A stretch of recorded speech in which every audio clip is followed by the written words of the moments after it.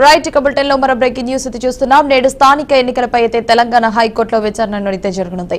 ఇప్పటికే పంచాయతీ ఎన్నికల రిజర్వేషన్ ప్రక్రియను కూడా ప్రభుత్వం అయితే పూర్తి చేసింది.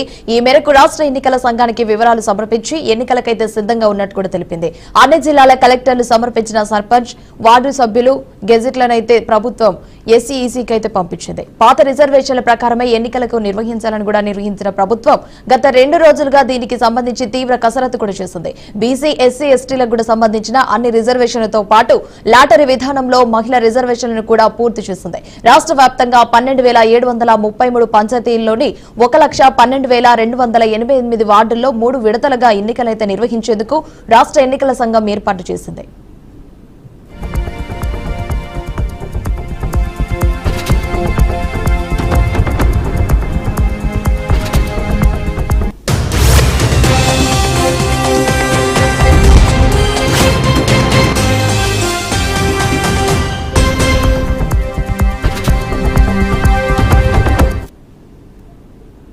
రైట్ ఇక బులెటిన్ లో బ్రేకింగ్ న్యూస్ చూస్తున్నాం. నేడు స్థానిక ఎన్నికలపై తెలంగాణ హైకోర్టులో విచారణ జరగనుంది. ఇప్పటికే పంచాయతీ ఎన్నికల రిజర్వేషన్ల ప్రక్రియను ప్రభుత్వం పూర్తి చేసింది. ఈ ఎన్నికల మేరకు రాష్ట్ర ఎన్నికల సంఘానికి కూడా వివరాలు సమర్పించి ఎన్నికలకు సిద్ధంగా ఉన్నట్టయితే తెలిపింది.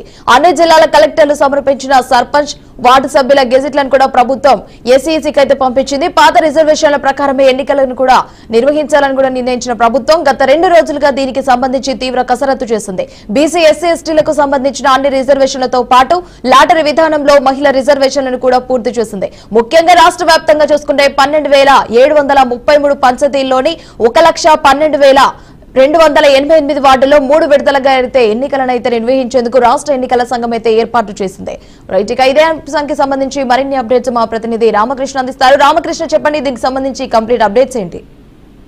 హిమవర్ష స్థానిక సంస్థల ఎన్నికలకు సంబంధించి పిటిషన్ పై ఈ రోజు హైకోర్టులో విచారణ జరగనుంది. వాస్తవానికి నిన్నే విచారణ జరగాల్సి ఉండగా ఈ రోజుకు వాయిదా పడింది. పాత రిజర్వేషన్లతో స్థానిక సంస్థల ఎన్నికలు నిర్వహణకు సిద్ధంగా ఉన్నామని హైకోర్టుకు వెల్లడించేందుకు రాష్ట్ర పంచాయతీరాజ్ శాఖ ఇప్పటికే రాష్ట్ర అడ్వకేట్ జనరల్ కు నివేదిక సమర్పించింది. ఈ రోజు జరిగే మంత్రి మండలి సమావేశంలో చర్చించి పంచాయతీ ఎన్నికల తేదీలను ఖరారు చేయాలని యోచనలో ఉన్నట్టుగా కూడా తెలిసింది. ఇప్పటికే 3 దశల్లో ఎన్నికల నిర్వహణకు ఎన్నికల సంఘం ప్రతిపాదనలు కూడా కొన్ని డేట్లను కూడా సమర్పించింది. మొత్తానికి సంబంధించి కూడా ఈ రోజు హైకోర్టులో విచారణ రానుంది.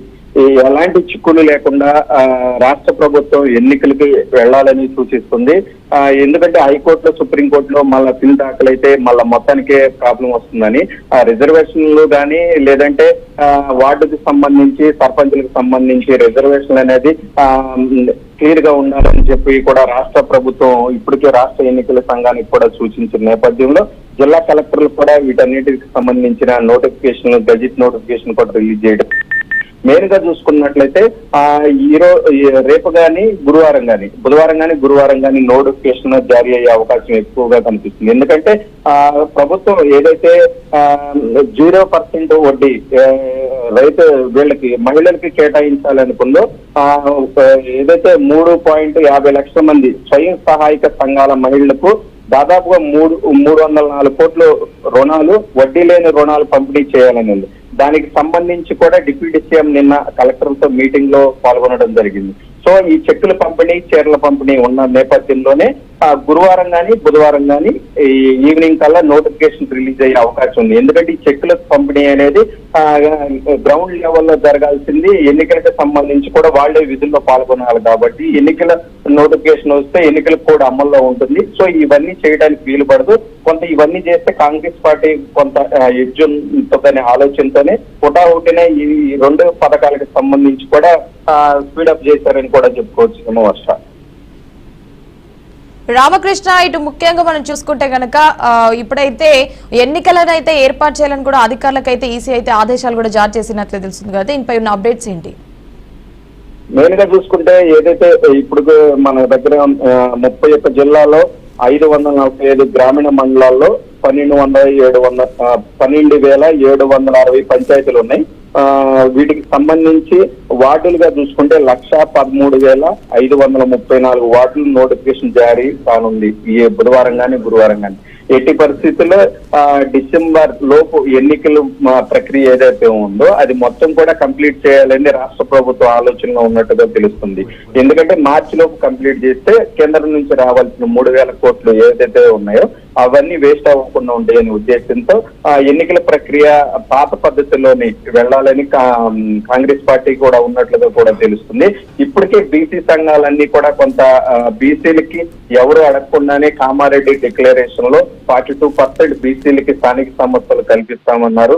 అలాంటిది ఏదీ లేకుండానే పాత పద్ధతుల్లోనే వెళ్తున్న నేపథ్యం ఇప్పటికే బీసీ సంఘాలన్నీ నిరసనలు చేస్తున్నట్టుగా కూడా తెలుస్తుంది. ఆర్ కృష్ణ ఇలాంటి వాళ్ళ ఆధ్వర్యంలో అన్ని నడుస్తున్నట్టు కూడా మనకు తెలుస్తుంది. Hemavarsha. Right Ramakrishna, thanks for the updates.